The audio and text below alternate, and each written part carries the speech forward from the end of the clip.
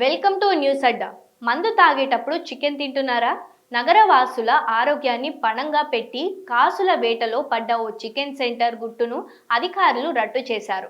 సికింద్రాబాద్ ప్రాంతంలో ఉన్న పలు దుకాణాల్లో టాస్క్ ఫోర్స్, జీహెచ్ఎంసీ అధికారులు సంయుక్తంగా మెరుపు దాడులు నిర్వహించారు.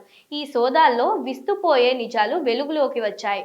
చాలా రోజుల నుంచి నిల్వ ఉంచిన నాణ్యత లేని చికెన్ను యథేచ్ఛగా విక్రయిస్తున్నట్లు అధికారులు గుర్తించారు. తనిఖీల్లో భాగంగా సుమారు 800 కిలోల నిల్వ ఉంచిన చికెన్ను అధికారులు స్వాధీనం చేసుకున్నారు.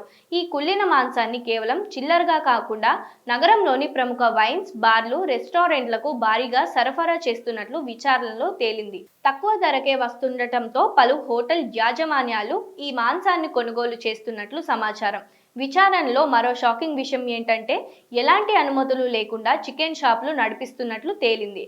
సదరు షాపులకు సంబంధించిన లైసెన్సులు గడువు ముగిసిన నిబంధనలకు విరుద్ధంగా కుళ్ళిన మాంసం విక్రయిస్తున్నందుకు గాను షాపులను సీజ్ చేసి యజమానులపై కఠిన చర్యలు తీసుకుంటామని అధికారులు హెచ్చరించారు. బయట హోటళ్లు, రెస్టారెంట్లలో మాంసాహారం తినేటప్పుడు ప్రజలు అప్రమత్తంగా ఉండాలని అధికారులు సూచించారు. ఏదైనా అనుమానం కలిగితే వెంటనే ఫిర్యాదు చేయాలని కోరారు. స్వాధీనం చేసుకున్న చికెన్ను జంతు ప్రదర్శనశాలలకు లేదా ఇతర పద్ధతుల్లో నాశనం చేస్తామని తెలిపారు.